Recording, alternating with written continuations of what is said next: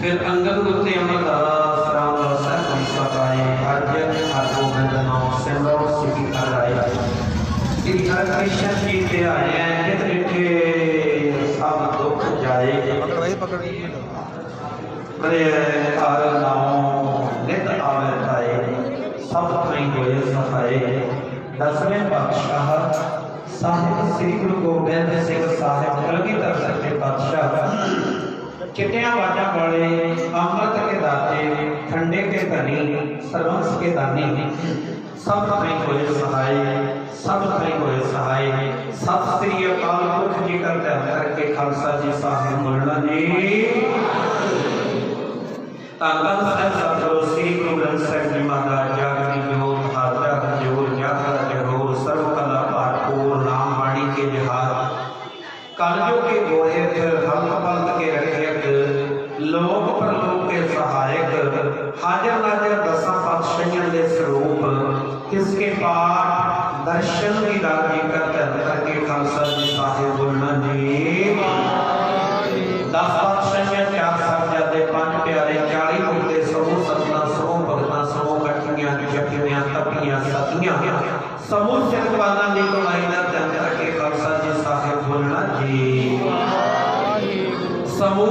शहीदां प्यारियां सचियारियां जी दी कमाई का धन करके खालसा जी साहिब बोलना जी।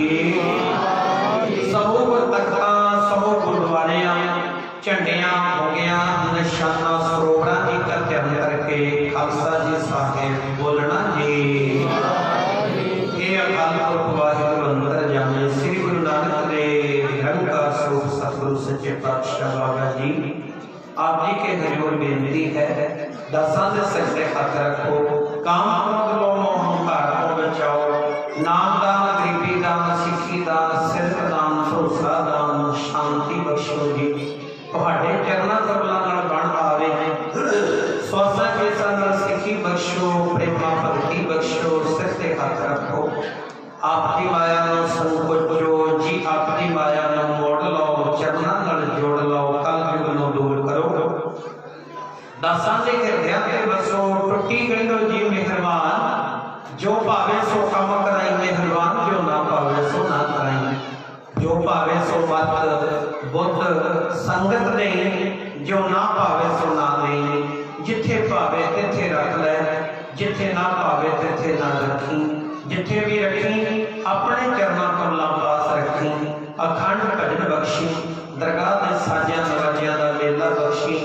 जिते मिलने करके सिੱਖੀ सिद्ध की प्राप्ति होवे तो दरगाह की सुमत मिले दरगाह के बख्शियां का मेला बख्शी। इके तके निंदक दी संगत ना देई जिते मिलने करके तुम सर जावे दरगाह के तके का मेला ना देई जी मेहरबान। जब तक बंदा रख ले अपनी कृपा धार चित द्वारा उपर तितर ले को अवार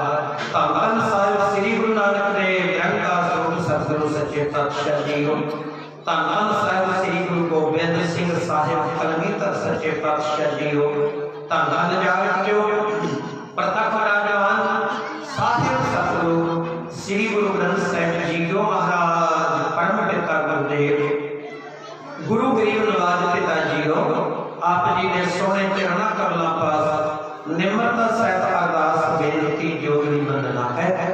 आप जी ने दर करते प्रीतवान समूह गुरमुख प्यारियां सिख संगतां गुरुद्वारा गुरु नानक सिमरन केंद्र बरवाड़ा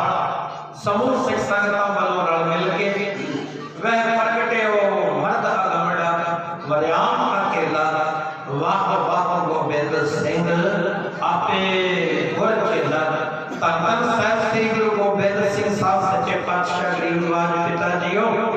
आप जी ने पावन पवित्र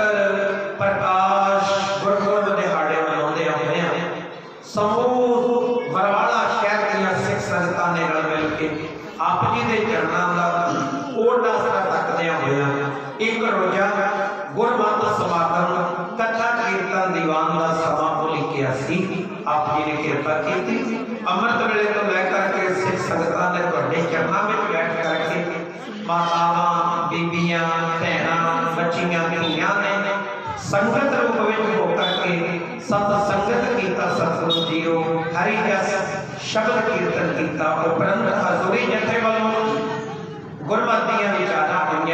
हरि जस कीर्तन दीवान सजाए गए। जथे पासों कीर्तन की सेवा करते हैं 6 पौड़ियां आनंद साहब का पाठ करते हैं समूह संगतां माइयां बीबियां भैणां वालों शब्द कीर्तन की हाजरी करते हैं। बेअंत प्रकार दी भुलां गलतियां हो जांदियां ने बच्चे जान के बख्श लेना सतगुरु जी।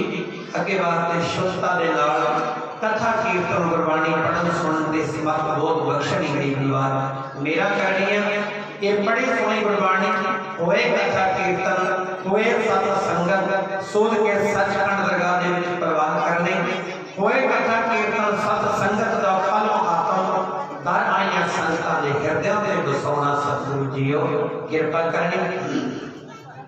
इन्हां समागमां विच जिन्हां जिन्हां संगतां ने तन करके मन करके धन करके सेवावां निभाईयां ने सब दीयां हाजरियां दर ते प्रवान करनियां दिल दिल घटावा मंजूर करनियां चले कदम कदम दरगाह दे विच लेके लाउणा। ऐसे तरह अपनी प्यारियां प्यारियां सिख संगतां आप जी दे आगमन गुरपुरब दिहाड़े मनाउण दा बल उद्यम उत्साह ते उपराला बख्शण सारे प्रबंधक सज्जन सेवादारां नूं दे आरोग्यता लंबी आजा ते चढ़दियां कला वाला जीवन बख्शण तां जो सारे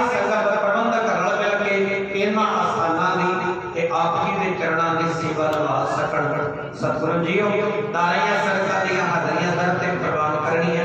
तिल पहुंचे ढाबा मंजूर करनी है चले कदम कदम दरगाह दे विच लिखे लाना सतगुरु सच्चे पातशाह जी इस सुभागे समय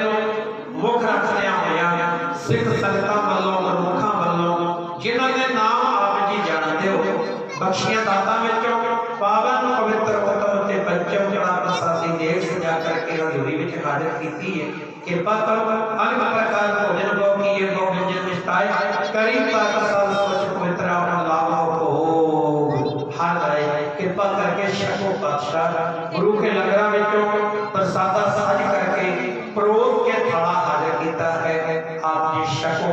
भोग लाओ भोग लगे अगली प्रसाद संगत में वरताउण दी आज्ञा होवे जो जो शके सो सतनाम श्री वाहिगुरु वाहिगुरु वाहिगुरु जपे सारियां संगतां दे घरां विच सुख शांति वरताउणी सतगुरु जी अपने सिख सेवक बच्चे बच्चियां दे कारोबारां नौकरियां चढ़दी कला दे विच लेके जाण अंग संग होके सहायता करने सतगुरु जी दया करो मेहर करो इन्नियां बेनतियां प्रवान करते हुए दातां संगतां नूं पावन पवित्र इलाही दरगाही शुभ हुक्मनां में कर बख्श के कृपार्थ करो बख्शे हुए हुक्मां दे चलण दा बल बख्शो जी अड़े सो चढ़े शर्म करे सो करे नानक नाम चढ़दी कला तेरे वाहिगुरु जी का खालसा वाहिगुरु जी की फतेह दोहराया गया रही अकाल की तवे सब सिखन को काम है गुरु ग्रंथ जी मान्यो भगत राम की जो प्रभु को मिलो जाए बोध शब्द राज करेगा खालसा वार बुरे सब मिलेंगे वार बुरे सब मिलेंगे जो बोले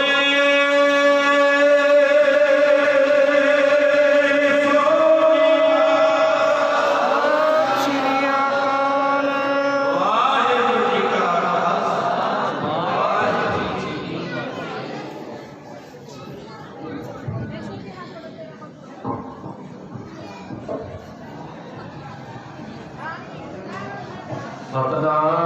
सतनाम श्री वाहिगुरु साहिब जीओ तन धन गुरु श्री गुरु महाराज अर्जी अनेक टेक दूं राहे बिठानी आस नानक नाम ते आई कारज आवे रास बाणी गुरु गुरु है बाणी विच बाणी अमृत सारे गुरबाणी कह सेवक जन मानै प्रतख गुरु निसतारे सतनाम श्री वाहिगुरु साहिब जीओ सोरठ महला पंजवा अविनाशी जियन को दाता सिमरत सब मल कोई गुण निधान भगतन को बरतना बिरला पावे कोई अविनाशी जियन को दाता सिमरत सब मल कोई गुण निधान भगतन को बरतना बिरला पावे कोई मेरे मन जप गुर गोपाल प्रभ सोई जाके शरण पया सुख पाइयै बहुड़ दुख ना होई रहाओ बड़ भागी साध संग प्राप्त तिन भेटत दुर्मत खोई तिनकी तूर नानक दास बाछै जिन हर नाम हृदय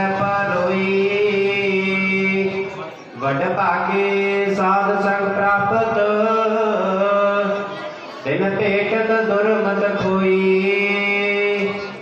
तिनकी दूर नानक दास वाछै, जिन हर नाम हृदय परोई। वाहिगुरु जी का खालसा, वाहिगुरु जी की फतेह। वाहिगुरु जी का खालसा, वाहिगुरु जी की फतेह। सब तो पहला तो मैं वीर जी का वीर जी के जत्थे का बहुत बहुत धन्यवादी हाँ, जिन्होंने इस सर्दी के मौसम में भी इन्नी दूरों आके शब्द कीर्तन नाल संगत को निहाल किया। दूजा संगत का भी मैं बहुत बहुत धन्यवादी हाँ, पर संगत के अगे एक बेनती जरूर करांगा कि संगत जी जो टाइम मुकर्रर किया जाता है उस टाइम से पहुँचने की कोशिश किया करो। और रागी जत्था वीर जी का 125 किलोमीटर तो आके पहुँच गए अद्धा पौना घंटा पहला, तो असं उन्होंने आए पिछे भी अद्धा घंटा पौना घंटा घंटा पिछे पहुँचे हाँ, तो साढ़े वास्ते मुनासिब तो नहीं हैगा। अगे थोड़ी मर्जी, मैं तो बेनती कर सकता संगत जी थोड़े पर चरणों में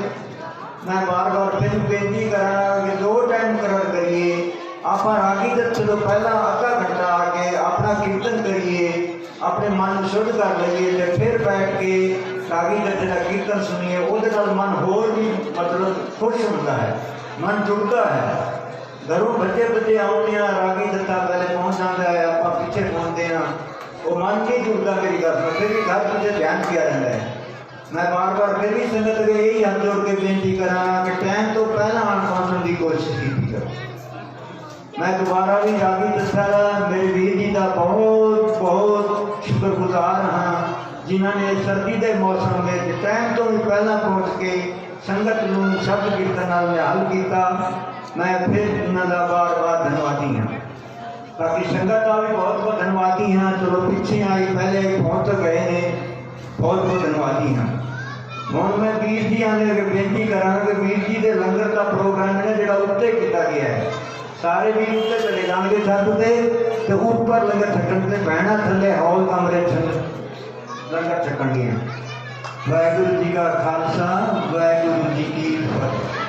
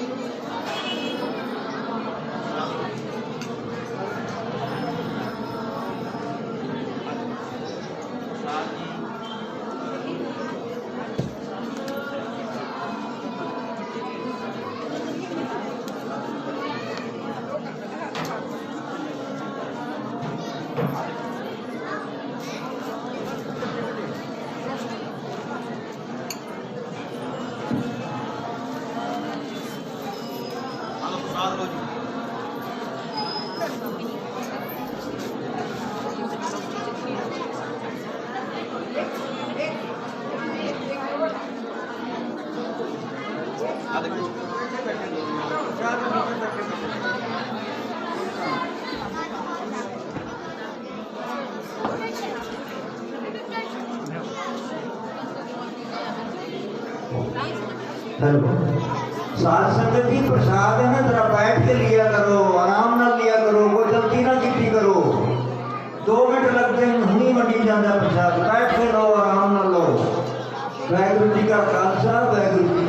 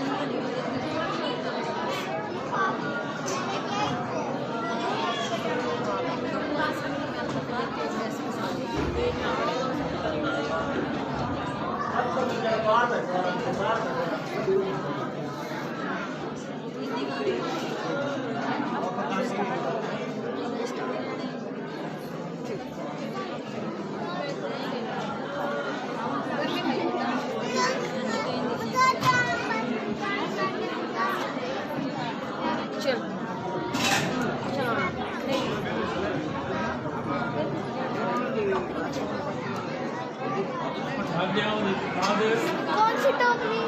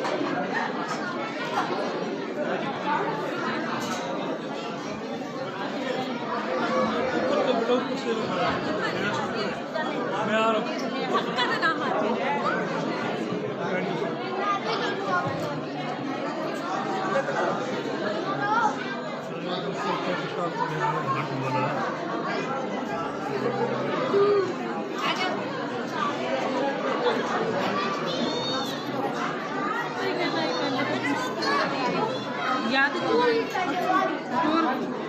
बोल रही हूँ तो अब इस पे ही कहने ले लिया